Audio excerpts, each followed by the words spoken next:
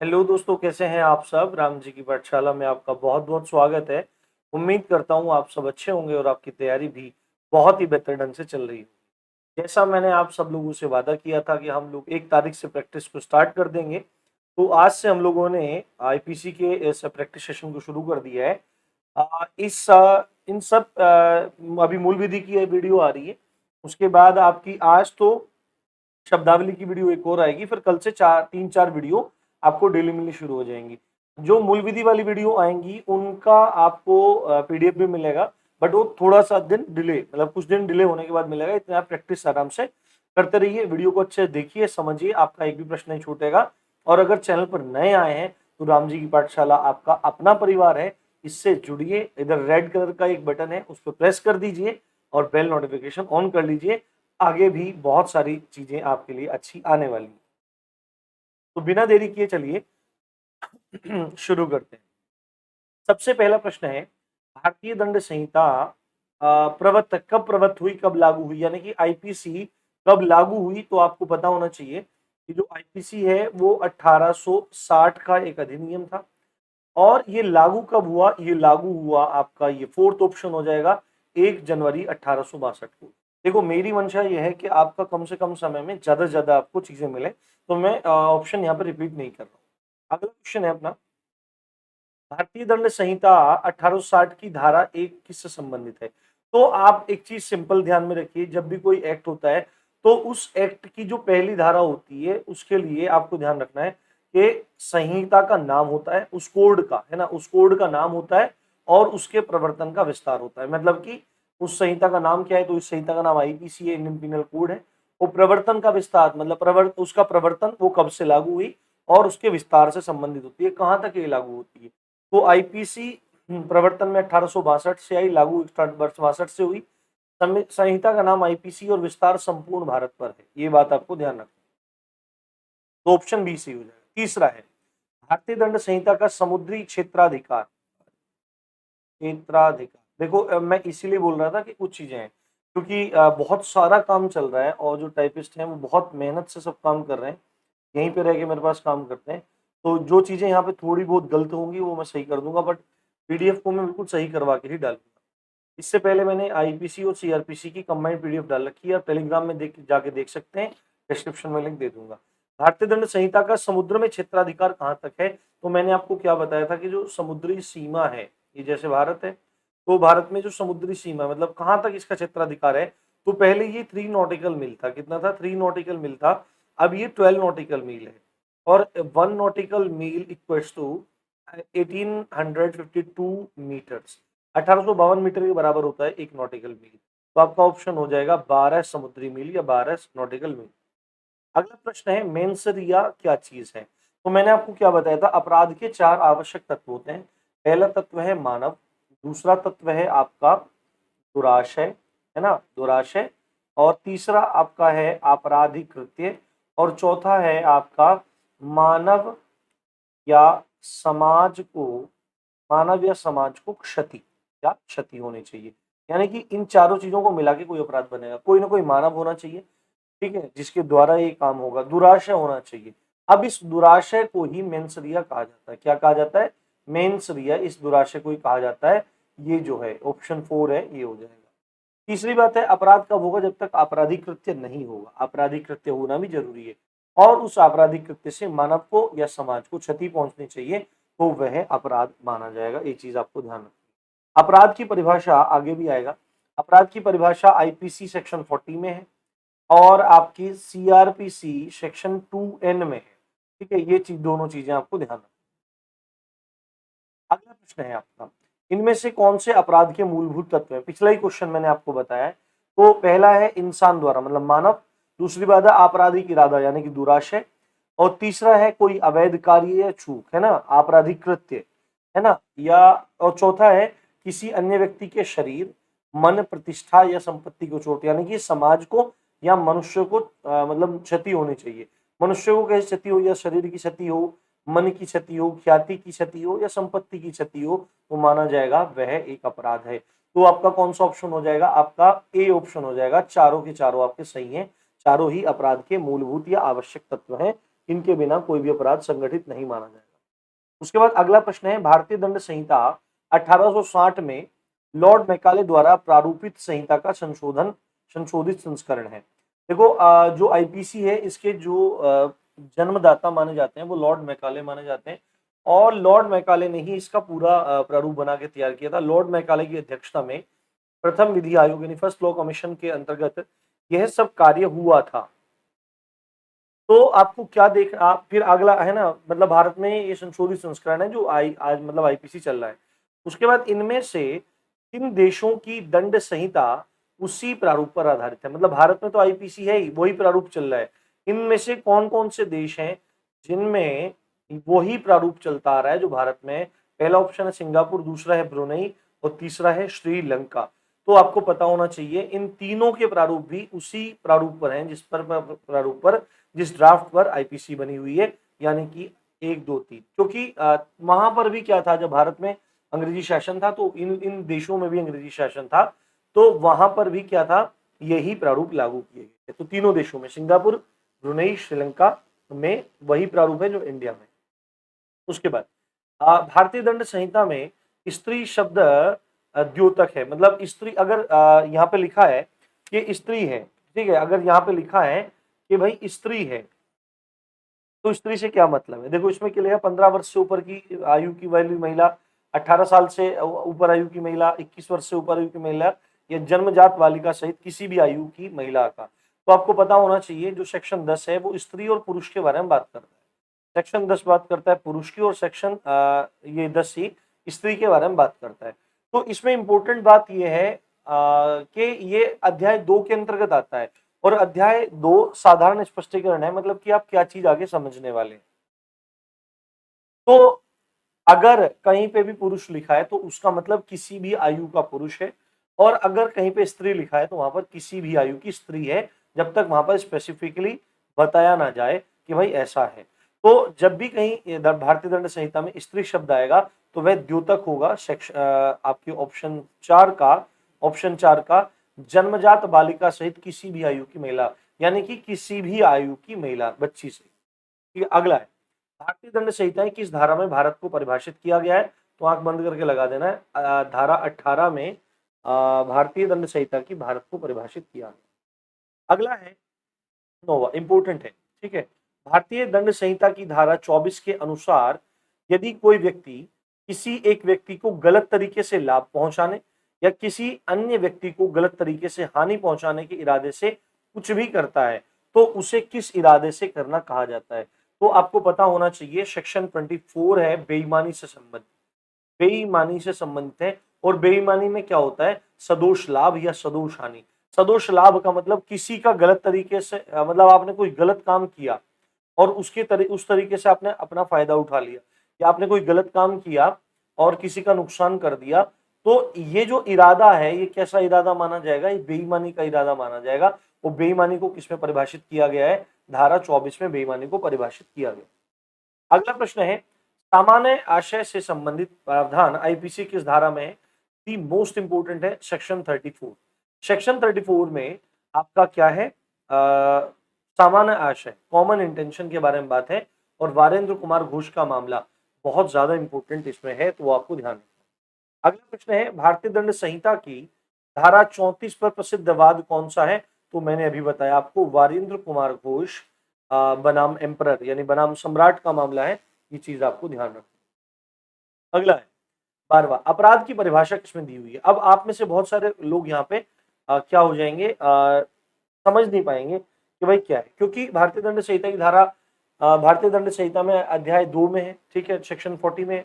CrPC 1973 की धारा 2N में है, भारतीय साक्ष्य अधिनियम 1862 की धारा 3 में।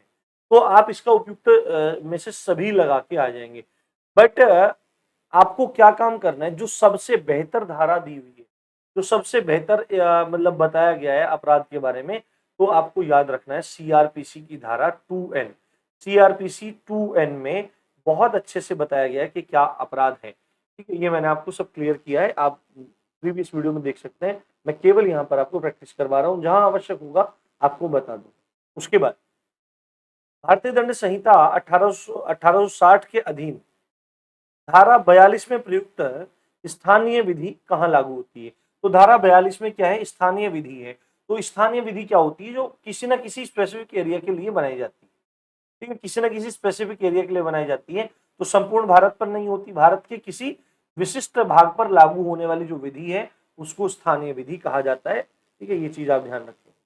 अगला है आपका, भारतीय दंड संहिता की धारा 53 किस विषय के संबंध में है?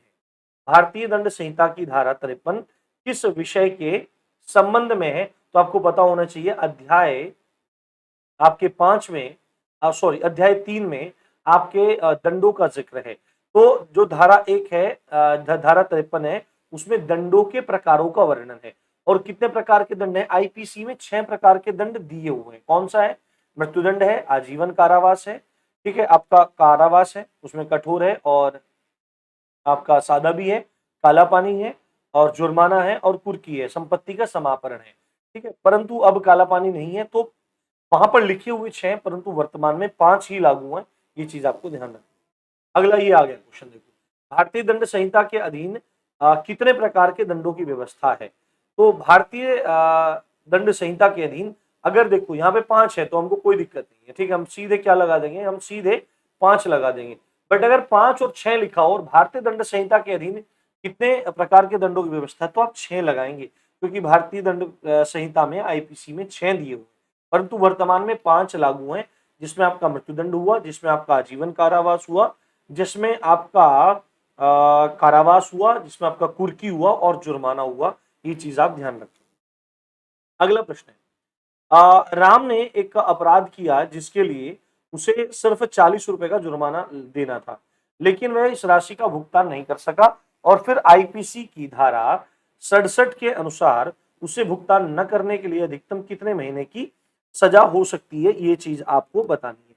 तो मैंने आपको एक चीज बताई थी, यदि 50 रुपए तक का जुर्माना नहीं भरेंगे, यदि आप 50 रुपए तक का जुर्माना नहीं भरेंगे तो आपको 2 माह की सजा होगी, ठीक है। आपको कितनी सजा होगी? आपको 2 माह की सजा होगी। तो 50 रुपए से तो कम ही है 40, तो यहां पर आपको 2 महीने की सजा होगी, ये बात आपको ध्यान रखनी है। एक सेकंड आप वेट कीजिए, वहां पर आपको 2 महीने की सजा हो जाएगी।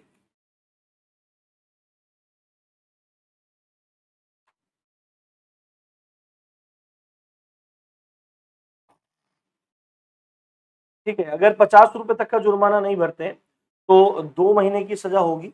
अगर 100 रुपए तक का जुर्माना नहीं भरते हैं तो 4 महीने की सजा होगी, और 100 से ज्यादा का नहीं भरते हैं तो 6 माह की सजा होगी। देखो मैं फिर एक बार बता देता हूँ, सेक्शन 67 क्या बोल रहा है?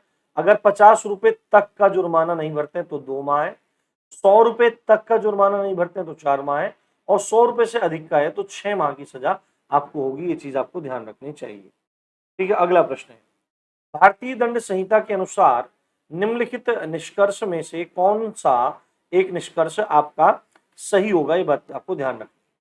तो यहाँ पे देखो क्या चीज है, दिए हुए हैं, मतलब कथन दिए हुए हैं। ए एक व्यक्ति है जो छड़ी से जेड को 50 बार मारता है, यदि एक बार प्रहार करने के लिए 1 वर्ष की सजा है तो ए को सजा के लिए 50 वर्ष का कारावास होगा। भाई एक छड़ी मारने के लिए 1 वर्ष का कारावास है, और 50 छड़ी मारने के लिए तो 50 वर्ष का कारावास होना चाहिए। चलो दूसरा देखते हैं, जब ए जेड को मार रहा है तो वाई बीच बचाव करने आता है, और ये जानबूझकर जेड को चोट पहुंचाता है, तो उसके लिए एक पहुंचाने के लिए एक सजा के लिए, और वाई को मारने के लिए एक अन्य सजा के लिए उत्तरदायी होगा। मतलब ये क्या है कि वाई बीच बचाव करने आया, उसको उसने मारा, पीटा, तो अब यहां पे लिखा है ए जेड को स्वेच्छा से चोट पहुंचाने के लिए एक सजा, और वाई को मारने के लिए अन्य सजा के लिए उत्तरदायी होगा। तो इनमें से पूछा जा रहा है कि इनमें से कौन सा सही होगा। तो आपको पता होना चाहिए कि आईपीसी की धारा 71 के अनुसार एक दंड के लिए केवल एक बार सजा मिलती है, एक दंड के लिए केवल एक बार सजा मिलती है। अब अगर वो 1 छड़ी मारे या 50 छड़ी मारे, 1 छड़ी मारने का मतलब क्या है कि मारने से, ठीक है। अगर 1 छड़ी मार रहा है या 50 छड़ी मार रहा है, 100 छड़ी मार रहा है, तो दंड उसमें क्या होगा? 1 वर्ष का ही होगा। अब वो सीवियर कंडीशन अलग बनेगी कि भाई मारने का प्रयास किया, वो अलग अलग धाराएं उस व्यक्ति पे लगेगी। तो यहाँ पे जो पहले वाला ऑप्शन है कि 50 छड़ी मारने में 50 वर्ष का कारावास होगा, तो ये गलत है। बट दूसरे वाला यहाँ पे सही है क्योंकि ए जेड को मार रहा है तो इसके लिए एक सजा होगी, और बी जब बीच बचाव करने गया तो जानबूझकर उसको फिर उसको मारा तो उसके लिए अलग सजा होगी। ठीक है, स्वेच्छा चोट पहुंचा रहा है तो आपका ऑप्शन इसमें सी सही हो जाएगा, ये आपको ध्यान रखना है। केवल 2 इसका आंसर आपका हो जाएगा। उसके बाद अब जो जल्लाद होता है, जो जल्लाद होता है फांसी वासी देने का काम करता है, एक जल्लाद जो मृत्युदंड निष्पादित कर रहा है, क्या कर रहा है, निष्पादित करता है। निष्पादित करना का मतलब कोर्ट ने किसी व्यक्ति को मृत्युदंड दिया और वह अपना कार्य कर रहा है, तो अब उसने किसी को टांग दिया तो उसने मार दिया उस व्यक्ति को, तो क्या वह अपराधी माना जाएगा? बिल्कुल अपराधी नहीं माना जाएगा। पूछा जा रहा है किस धारा के अंतर्गत वह आपराधिक दायित्व से मुक्त है, भारतीय दंड संहिता की किस धारा के अंतर्गत आपराधिक दायित्व से मुक्त है? तो धारा 78 आपको ध्यान रखनी है। यदि कोई भी कर्मचारी है जो विधि द्वारा निबद्ध है का न्यायालय के फैसले मानने के लिए, सरकारी कामकाज के लिए, तो वह अगर कोई कार्य करता है और वह अपराध की श्रेणी में भी आता है तो वह उसको बचाव मिलेगा, उसको छूट मिलेगी। ठीक। 19 भारतीय दंड संहिता के अनुसार निम्नलिखित में से कौन सा निष्कर्ष सही है? पहला पढ़ते हैं। 6 वर्ष के एक बच्चे ए ने बहुत सारी मारधाड़ की फिल्में देखी। एक दिन वह बच्चा बी को जोर से धक्का देता है जिसकी वजह से वह बच्चा बुरी तरह से घायल हो जाता है, तो ए ने कोई अपराध नहीं किया है। पहला पूछ रहा है ए ने कोई अपराध नहीं किया है। तो आपको पता है कि धारा जो 82 है वो डॉली इन कैपेक्स है। 7 साल से अगर छोटा बच्चा है तो उसकी अपराध करने की अक्षमता को वो चीज दिखाती है कि 7 साल से छोटा बच्चा, उसको न ज्ञान है, न कार्य का ज्ञान है, न प्रकृति है, न आशय, न परिणाम का उसको पता है। तो 7 साल से छोटा बच्चा अपराध करने की अक्षमता रखता है, वो कर ही नहीं सकता। अब उसने फिल्म देख ली वो अलग बात है, फिल्म देख के उसने धक्का दे दिया, बच्चे को चोट लग गई, तो वह अपराधी नहीं माना जाएगा। ठीक है, ए ने कोई अपराध नहीं किया है, इसका मतलब कि ये पहले वाला ऑप्शन अपना क्या हो जाएगा? पहले वाला ऑप्शन अपना राइट हो जाएगा। दूसरा, क्यू ने पी को बिना बताए एक नशीला पदार्थ खिला दिया और उस नशीले पदार्थ के प्रभाव में यह न जानते हुए कि उसके हाथों में क्या हो रहा, क्या मतलब क्या है, पी ने आर की हत्या कर दी। पी ने आर की हत्या कर दी, तो पी ने कोई अपराध नहीं किया है। तो पी ने कोई अपराध नहीं किया है, ये बात है। तो यहां पे बोला कि क्यू एक आदमी है जिसको पी ने नशा दे दिया, नशे की हालत में क्यू ने क्या काम, क्यू ने पी को दे दिया, सॉरी, क्यू ने पी को नशा दे दिया, पी ने नशे की हालत में आर की हत्या कर दी। ठीक है, तो पी ने कोई अपराध नहीं किया है। तो मैं आपको बता के आया था, यदि मत्तता 85 में बता के आया था, मत्तता नशे में होना, यदि आपको कोई नशा दे देता है और उस समय आपसे कोई अपराध हो जाता है तो आप अपराधी नहीं माने जाएंगे। यहां पर दूसरा ऑप्शन भी सही है। बट अगर 86 में क्या बात लिखी है, अगर आपने नशा स्वयं किया है और तब आपसे अपराध हो रहा है तो आपको छूट नहीं मिलेगी। तो यहां पर तो दोनों के दोनों सही हो जाएंगे, 1 और 2 दोनों ऑप्शन सही। अगला, निम्नलिखित में से कौन सा वाद उन्मत्तता के आधार पर प्रतिरक्षा से संबंधित है? उन्मत्तता, उन्मत्तता मतलब मौज मस्ती में उन्मत्त होकर कोई काम करना, तो मैकनॉटन का वाद क्या है? मैकनॉटन का वाद है, मैकनॉटन का वाद है। एक चीज मैं आपको बता देता हूं, जब मैं आपको बता ही रहा हूं, 82 में 7 साल से छोटा बच्चा क्या है आपका, अपराध करने में अक्षमता है। 83 में 7 साल से 12 साल तक का बच्चा है, यदि वह अपराध की प्रकृति और परिणाम नहीं जानता है, प्रकृति और परिणाम नहीं जानता है तो अपराधी नहीं है, जानता है तो अपराधी है। ठीक है, 83 में क्या है, 83 बता दिया। 84 में है आपका, 84 में है आपका पागल, विकृत चित्त व्यक्ति का कार्य, मोस्ट इंपोर्टेंट है, और 85 में है मत्तता। उसके बाद ये आ गया, आई थिंक ये रानी, भारतीय दंड संहिता की कौन सी धारा अनैच्छिक मत्तता के आधार पर प्रतिरक्षा संबंधित? अनैच्छिक मत्तता, अनैच्छिक मतलब बिना इच्छा के मत्तता करना, यानी कि हमको किसी और ने नशा दे दिया। तो मैं भी आपको बता के आया हूं कौन सा है, धारा 85, इसका उत्तर हो जाएगा। उसके बाद ये 22वां, भारतीय दंड संहिता के अनुसार निम्नलिखित में से कौन सा निष्कर्ष सही है? अब पहला ऑप्शन है ए और ए बी के साथ मनोरंजन हेतु मुक्केबाजी करने के लिए राजी हो गया, यानी कि ए जो है वो बी के साथ मनोरंजन करने के लिए मुक्केबाजी के लिए राजी हो गया। राजी हो गया इसका मतलब सहमति, सम्मति, आपको पढ़ा के आया था मैं, यदि कोई व्यक्ति सहमति सम्मति देता है कि चोट वगैरह कुछ भी लग जाए तो वहां पर भी बचाव मिलता है। ठीक है, वहां पे भी बचाव मिलता है। ये चीज है, अगर उसमें कुछ भी हो जाए, अगर वहां पे मर भी जाए दूसरा और सहमति दे रखी है, गंभीर चोट लग जाए तो वहां पर कोई भी दिक्कत नहीं होती, बचाव मिलता है। बट वहां पर अगर चोट लग रही है, उसका पूर्व आशय ना हो, जो चोट पहुंचा रहा है उसका पूर्व आशय ना हो, और ये बात मतलब देखी जाती है कोर्ट में। तो यहाँ पे लिखा है कि मुक्केबाजी के दौरान ए बिना किसी बुरी मंशा के, यानी कि उसका कोई भी दुराशय नहीं है, उसका कोई भी मेंस दिया नहीं, ठीक है, ए बिना किसी बुरी मंशा से बी को बुरी तरह घायल कर देता, तो क्या ए ने अपराध किया? तो यहां पर बिल्कुल नहीं, क्योंकि जब सम्मति से कोई काम होता है और वहां पर कुछ भी चोट फेट लग जाती है और कुछ भी मतलब कुछ भी वहां पे हो जाए, तो वहां पर किसी का भी कोई अपराध नहीं माना जाता। तो ए ऑप्शन गलत है। बी में पी एक मादक पदार्थ के प्रभाव में था, यानी पी ने क्या किया, कोई नशा किया जो उसने अपनी मर्जी से लिया था, ठीक है। उस मादक पदार्थ के नशे में यह ना समझ कर कि उसके हाथों में क्या हो रहा है या क्या है, पी ने क्यू की हत्या कर दी, तो पी ने कोई अपराध नहीं किया, बिल्कुल गलत है। धारा 85 में क्या था? धारा 85 में था, यदि आपको कोई नशा दे देता है और आपसे किसी की हत्या हो जाती है तो आप अपराधी नहीं माने जाएंगे। बट धारा 86 में यदि आप खुद नशा करते हैं, यदि आप स्वयं नशा कर रहे हैं, तो आप अपराधी माने जाएंगे, आपको वहां पे छूट नहीं मिलेगी, आप अपराधी। तो यहाँ पे कौन सा है, कौन सा सही है? दोनों में से कोई सा भी सही नहीं है, ए और बी दोनों ही नहीं, ठीक है, ये वाला। उसके बाद निम्नलिखित कार्यों में से किसके द्वारा दुष्प्रेरण का अपराध किया जाता है? आपको पता है दुष्प्रेरण जो है अबेटमेंट, यानी किसी को भड़काना, उकसाना। तो मैंने आपको बताया था धारा 107 में दुष्प्रेरण 3 प्रकार से होता है। कैसे होता है? सबसे पहले होता है उकसाकर, ठीक है ना, उकसाकर होता है, उकसाकर होता है। दूसरा होता है षड्यंत्र द्वारा, ठीक है, षड्यंत्र द्वारा। और तीसरा होता है सहायता द्वारा। बहुत अच्छे से एक्सप्लेन कर रखी है इन सब चीजें आपको। तो यहाँ पे है कि किसके द्वारा किया जाता है? षड्यंत्र द्वारा, तैयारी द्वारा, धमकी द्वारा, प्रयत्न द्वारा। तो तैयारी नहीं, धमकी नहीं, प्रयत्न नहीं, कौन सा प्रकार है? षड्यंत्र के द्वारा किया जाता है, ये आपको ध्यान रखना। अगला प्रश्न है अपना, भारतीय दंड संहिता के संदर्भ में निम्नलिखित में से कौन सा वक्तव्य सही है? ठीक है, तो यहां पे है कि भारतीय दंड संहिता की एक धारा यह कहती है कि किसी अपराध को करने के लिए केवल राजी हो जाना ही अभियुक्त को दंड देने के लिए पर्याप्त है। तो अभियुक्त को दंड देने के लिए पर्याप्त है, ये चीज आपको ध्यान रखनी है। कौन सी धारा है? कौन सी धारा है? तो धारा 120, धारा 120 आपराधिक षड्यंत्र, क्रिमिनल कॉन्स्पिरेसी के बारे में बात कर रही है। धारा 120 ए में क्रिमिनल कॉन्स्पिरेसी है, धारा 120 बी में क्रिमिनल कॉन्स्पिरेसी का दंड है। तो वहां पर आपको ये बात ध्यान रखनी है कि ये पॉइंट मैंने लास्ट टाइम मतलब नहीं बताया था, अब भी बता देता हूं कि धारा 120 में जो आपका 120 ए में आपराधिक षड्यंत्र है, क्रिमिनल कॉन्स्पिरेसी है, उसके तहत अगर आप राजी भी हो जाते हैं तो वह आपको दंड देने के लिए पर्याप्त होगा, ठीक है।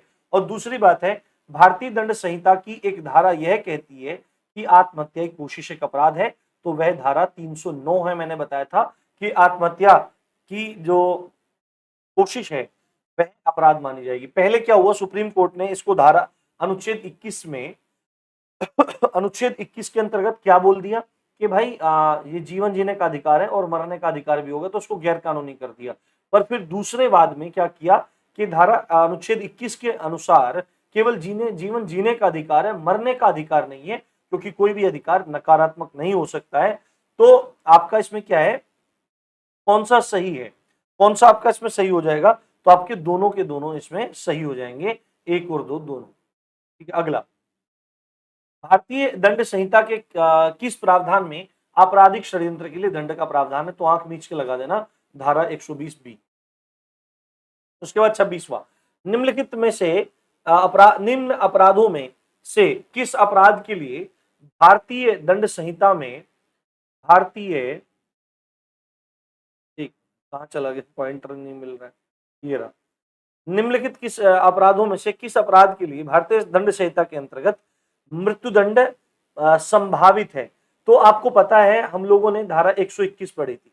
मृत्युदंड किसमें था? मृत्युदंड किसमें था? धारा 121 में था। आंख बंद करके लगाने वाले क्वेश्चन है। उसके बाद 132 में था, उसके बाद 100 किसमें था? 194 में, ठीक है। 194, एक सेकेंड, 194, 194 था, बिल्कुल 194 में था। तो 121 में क्या था, यदि आप भारत सरकार के विरुद्ध युद्ध छेड़ते हैं, प्रयत्न करते हैं, दुष्प्रेरण करते हैं तो आपको मृत्युदंड दिया जा सकता है। ठीक है। और 194 में था कि यदि कोई व्यक्ति मिथ्या साक्ष्य पेश कर देता है, झूठे साक्ष्य पेश कर देता है, उसके आधार पर किसी निर्दोष व्यक्ति को मृत्युदंड मिल जाए तो उस व्यक्ति को भी मृत्युदंड दिया जाएगा जिसने झूठे सबूत पेश किए। तो धारा 122 में ऐसा कुछ नहीं है, धारा 121 में तो पहला ऑप्शन कट जाएगा। और 194 ऐसे झूठे सबूत गढ़ना या पेश करना जिससे किसी व्यक्ति को मृत्युदंड हो सके, जिसकी वजह से किसी निर्दोष व्यक्ति को अपराधी ठहराकर उसे मृत्युदंड दे दिया जाए, तो जिसने झूठे सबूत मिथ्या साक्ष्य पेश किए उसको भी मृत्युदंड दिया जाएगा। तो ऑप्शन हो जाएगा डी सही है। अगला है, नीतीश ने अपने एक प्रकाशित लेख में उत्तर प्रदेश सरकार के विरुद्ध नफरत एवं मानहानि को फैलाया है, उसने निम्नलिखित में निम्न अपराध के लिए दंडित किया जा सकता है। तो आपको पता है धारा 124 क्या है, धारा 124 राजद्रोह की बात करती है, राजद्रोह की बात करती है। यदि कोई व्यक्ति बोलकर, लिखकर, इशारे कर कर सरकार के प्रति, विधि द्वारा चुनी गई सरकार के प्रति नफरत फैलाता है, घृणा फैलाता है, अवमान पैदा करता है या उसको करने की कोशिश करता है, तो माना जाएगा वह व्यक्ति राजद्रोह कर रहा है, वह व्यक्ति देशद्रोह कर रहा है। तो 124 में क्या है, देशद्रोह है। धारा ये आपका तीसरा इसमें उत्तर सही हो जाएगा, ये आपको ध्यान रखना। 124A। ठीक है। उसके बाद विधि विरुद्ध जमाव के लिए कम से कम कितने व्यक्ति होने चाहिए, तो सेक्शन 141 मैंने आपको बताया था, विधि विरुद्ध जमाव के लिए कम से कम 5 आदमियों का होना जरूरी है, ये चीज आपको ध्यान रखना। उसके बाद भारतीय दंड संहिता की धारा 146 के अनुसार जब भी गैर कानूनी जनसमूह द्वारा या उसके किसी सदस्य द्वारा बल या हिंसा का प्रयोग किया जाता है, तो ऐसे जनसमूह के आम उद्देश्य के अभियोजन में तो ऐसे जनसमूह का हर सदस्य किस चीज का अपराधी होगा। मैंने क्या बताया था कि 141 में क्या है, जब 141 है आपका विधि विरुद्ध जमाव। विधि विरुद्ध जमाव में क्या होता है, जब 5 या 5 से अधिक व्यक्ति मिलकर अपने एक सामान्य उद्देश्य, एक आम उद्देश्य, एक जनरल इंटेंशन को पूरा करने के लिए आगे बढ़ते हैं, तो उसको क्या माना जाता है, विधि विरुद्ध जमाव माना जाता है। बट जब यही विधि विरुद्ध जमाव अपने सामान्य उद्देश्य को पूरा करने के लिए बल या हिंसा का प्रयोग करने लगता है, तो 146 में किसका जिक्र था, 146 में जिक्र था बलवा का। किसका, बलवा का जिक्र था। और एक चीज इसमें और याद रखनी है आपको, क्या कि अगर 5 या उससे अधिक आदमी हैं और उनका सामान्य उद्देश्य है वो बलवा करने के लिए भीड़ आगे बढ़ रही है और उनमें सारे व्यक्ति एक तरफ खड़े रहें और एक व्यक्ति जाकर के क्या करे, तोड़फोड़ हिंसा करनी शुरू कर दे या कोई अपराध गठित कर दे, तो किया एक व्यक्ति ने, पर दोषी किसको माना जाएगा, हर सदस्य को दोषी माना जाएगा। ये चीज आपको ध्यान रखना। उसके बाद बलवा के दोषी व्यक्ति को कितने वर्ष के कारावास से दंडित किया जाता है, ये बात आपको बतानी है। तो बलवा अगर कोई व्यक्ति कर रहा है तो वह 2 वर्ष के दंड से दंडित किया जाएगा, ये बात आपको ध्यान रखना। सामान्य उद्देश्य को अग्रसर करने के लिए, सामान्य उद्देश्य को अग्रसर करने के लिए कम से कम कितने व्यक्ति चाहिए, तो कम से कम 2 व्यक्ति चाहिए। सामान्य उद्देश्य को अग्रसर करने के लिए कम से कम कितने व्यक्ति की आवश्यकता है, तो कम से कम आपको वहां पर 2 व्यक्तियों की आवश्यकता है, ये बात आपको ध्यान रखना है। और वहां पर क्या लिखा हुआ है, 1 से अधिक। 1 से अधिक क्या है, 1 से अधिक कम से कम 2 होते हैं, तो ये बात आपको ध्यान रखना। उसके बाद राष्ट्रीय अखंडता पर प्रतिकूल प्रभाव डालने वाले लांछन प्राख्यान का उपबंध भारतीय दंड संहिता की किस धारा में दिया गया है। यानी कि भारतीय अखंडता जो है, एकता अखंडता है, उस पर प्रतिकूल प्रभाव अगर पड़ेगा, दिक्कत होगी और ऐसा कोई लांछन या प्रख्यान का उपबंध कर रहे हैं, तो धारा आपके किसके तहत, 153 ख के तहत। ये मैंने बताया नहीं था, इसको आप देख लो। धारा 153 ख के तहत आपको दंडित किया जा सकता है। उसके बाद निम्नलिखित में से भारतीय दंड संहिता की कौन सी धारा दंगा यानी एफरे को परिभाषित करती है, आएगी, पेपर में लिख लो। धारा 159।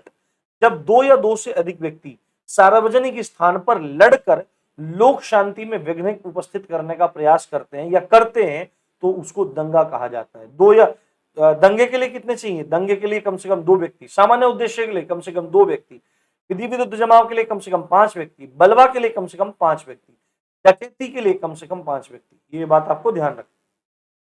उसका लोक सेवक के कृत्यों को के निर्वहन में बाधा डालना अपराध है, तो एक किसमें आएगा आपका? 186 भारतीय दंड संहिता। ये आपको ध्यान रखना। मिथ्या साक्ष्य देना, मिथ्या साक्ष्य देना किसमें आएगा? आईपीसी में।